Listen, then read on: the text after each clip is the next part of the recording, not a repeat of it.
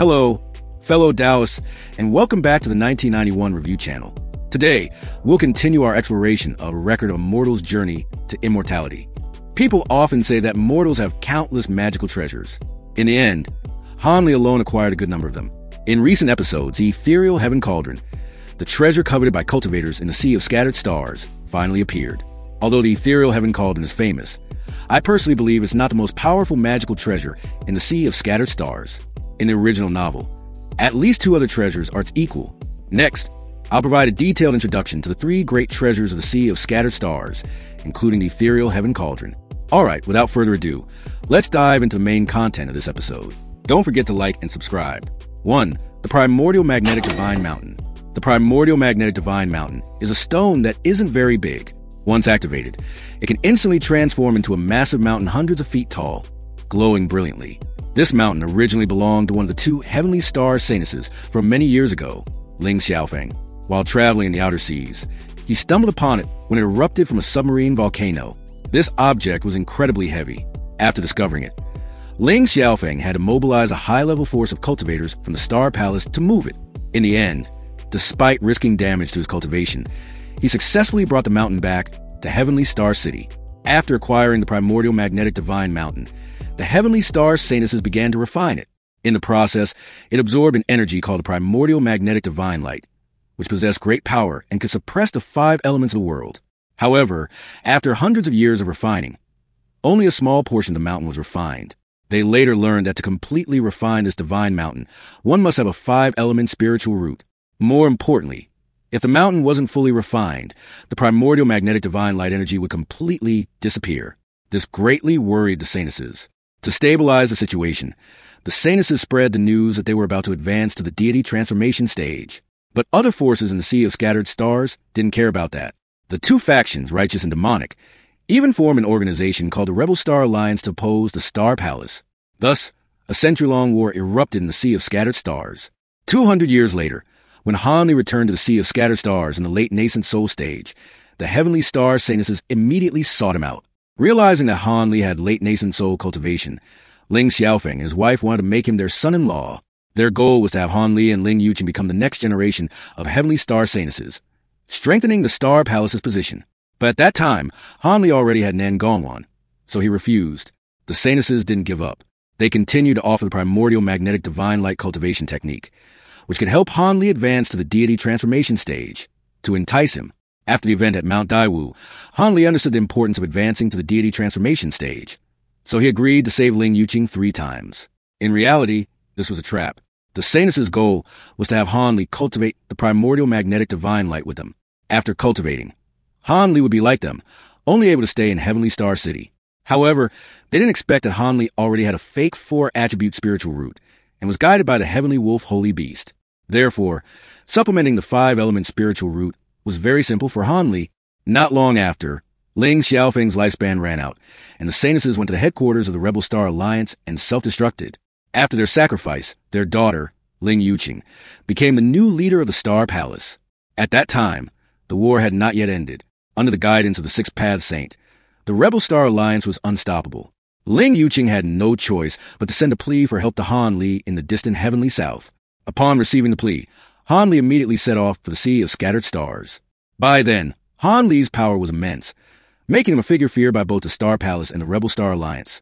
After negotiations, Ling Yuqing gave Han Li the complete Primordial Magnetic Divine Light cultivation technique and the Primordial Magnetic Divine Mountain in exchange for Han Li's help in killing the Six Paths avatar, Wan Tianming. With Han Li's power at that time, the Six Paths was no match for him.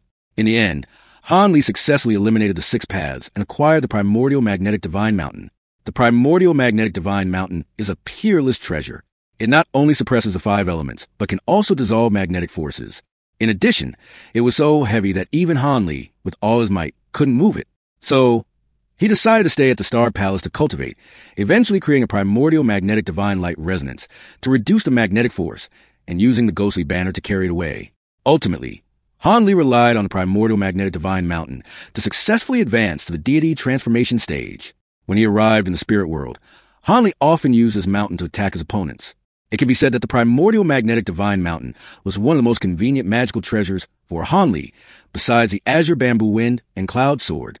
Later, Han Li used the 100 Meridians treasure refining art to refine the primordial magnetic divine mountain into his palm. Because Han Li refined this mountain into his hand, one of his hands was always black, leading readers to call him Black Hand Han. After that, Han Li also added some rare materials to the mountain to make it heavier. Finally, based on the physical world Dharma, he refined the primordial magnetic divine mountain into a mountain of extremity. Everyone should know about the 5 elements extreme mountains. These are 5 mountains that Han Li personally refined, belonging to the post-heaven refined mysterious heaven supreme treasure, which could resist a heavenly tribulation. At the end of the spirit world arc, Han Li used these objects to withstand the majority of the heavenly lightning, which allowed him to ascend to the celestial realm. After ascending to the celestial realm, when refining pills, Han Li also frequently used the 5 elements extreme mountains to resist the pill lightning, and the primordial magnetic divine mountain was one of these 5 mountains. In conclusion, the primordial magnetic divine mountain is certainly a comprehensive offensive and defensive treasure.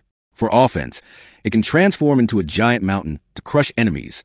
For defense, it can absorb the 5 elements energy released by opponents. 2. The 8-Gate Golden Light Mirror. The 8-Gate Golden Light Mirror is the natal magical treasure of the Heavenly Mirror Road Cultivator, the previous top figure in the Sea of Scattered Stars. It consists of 8 small golden mirrors, a legendary grade magical treasure. In the past, the Heavenly Mirror Road Cultivator earned the title of number 1 in the Sea of Scattered Stars thanks to this treasure. He once used the 8-Gate Golden Light Mirror to eliminate a Star Palace leader, shocking the entire Sea of Scattered Stars for hundreds of years. The Heavenly Mirror Road Cultivator was not like the later Rebel Star Alliance. He single-handedly confronted the entire Star Palace force without being at a disadvantage. However, his reputation was mainly due to his own cultivation, but the merits of his natal magical treasure, the 8-Gate Golden Light Mirror, were also significant. Almost everyone knew about it, and at the time, it was even called the number 1 offensive magical treasure of the Star Sea. Even an outsider like Han Li had heard of this treasure. Countless cultivators died under this mirror, including many nascent soul stage cultivators. The author also mentioned in the chapter about treasures that mirror and fan-shaped magical treasures have great power in the mortal world. From this information, we can see the terror of the 8-Gate Golden Light Mirror. Despite the fame of the 8-Gate Golden Light Mirror, it never officially appeared in the original novel. In the battle between Han Li and Wen Tianren only used a replica of this treasure. But even as a replica, Han Li couldn't resist it. It's worth remembering that at that time, Han Li possessed many types of magical treasures.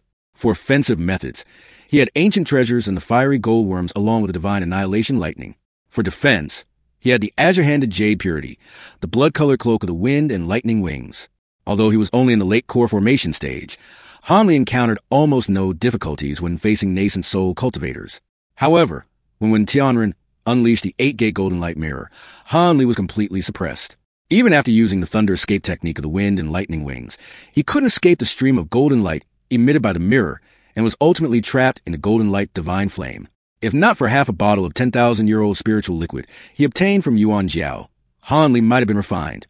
The power of this treasure was truly terrifying, and this was only a replica. It's hard to imagine how powerful the real 8-Gate Golden Light Mirror was. 3. The Ethereal Heaven Cauldron. The Ethereal Heaven Cauldron was the first heaven-reaching spiritual treasure to appear in a record of a mortal's journey to immortality. Its reputation echoed throughout the Sea of Scattered Stars, and it originally belonged to the Frosty Ice Fairy. After the Frosty Ice Fairy ascended to the spirit world, she left this item along with other treasures in the Ethereal Heaven Palace. After forming his core, Han Li had the opportunity to enter the Ethereal Heaven Palace. Due to the incident involving the Blood Creature Suppression Pearl, he was forced by a demonic faction to enter the inner hall, where the treasures were stored. After a battle between the righteous and demonic factions, Han Li and Xian Gu obtained the Ethereal Heaven Cauldron. After eliminating Xian Gu, Han Li took the Ethereal Heaven Cauldron out of the Ethereal Heaven Palace. The Ethereal Heaven Cauldron is a cauldron-shaped magical treasure that isn't particularly outstanding in terms of offense. Its greatest ability is to project green threads to restrain targets. Not only spirit beasts and magical treasures, but even a cultivator's nascent soul, if entangled by a green thread from the cauldron, would be pulled inside. Additionally, the Ethereal Heaven Cauldron is extremely sturdy. So in the early stages, when he couldn't fully grasp its power, Han Li often used it for defense.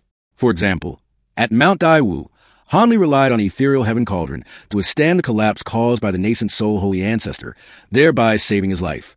When he first obtained the Ethereal Heaven Cauldron, Han Li couldn't use it and couldn't even open it. After his silver-clad nascent soul and Wang Mengshan Silver Moon appeared. They told Hanli that to open and control the ethereal heaven cauldron, he had to cultivate the heaven-reaching art and refine the heavenly ice flame. Therefore, from the early nascent soul stage, Hanli began refining the heavenly ice flame. By the mid-nascent soul stage, he started cultivating the heaven-reaching art. After cultivating, Hanli was finally able to use the ethereal heaven cauldron. In the final stages of the mortal world and the beginning of the spirit world, the ethereal heaven cauldron played a significant role for Hanli. However, as his cultivation grew, the value of the ethereal heaven cauldron gradually diminished. Therefore, when he met the avatar, the Frosty Ice Fairy, Hiet-Fach Blood Soul, on the Blood Heaven continent, Hanli generously returned the treasure. However, surprisingly, after Hanli advanced to the Great Ascension stage, the ethereal heaven cauldron became the key to opening the cave dwelling of the heavenly decreed true person. Afterward, at the request of Hiet-Fach, Hanli entered the heavenly decreed true person's cave dwelling with her. There, Hanli discovered that all the other people who had arrived also had a magical cauldron, and some were even more advanced in the ethereal heaven cauldron. Because of this, the ethereal heaven cauldron suddenly became the most devalued heaven-reaching spiritual treasure in the entire story. Even though the ethereal heaven cauldron was not particularly outstanding in the spirit world arc, I think it was still very useful in the mortal world. Because throughout the entire story in the mortal world, almost no cultivator could break through the defenses of the ethereal heaven cauldron. Therefore, from this perspective, the ethereal heaven cauldron is still worthy of being called a heaven-reaching spiritual treasure. These are the three most powerful magical treasures of the Sea of Scattered Stars, in my personal opinion. Of course, there are many other powerful treasures, such as the lightning wings refined by Feng Shi or the three divine white bone banners of the six-pad saint. But I believe the three treasures mentioned above are the strongest. What do you all think? Leave your thoughts in the comments below.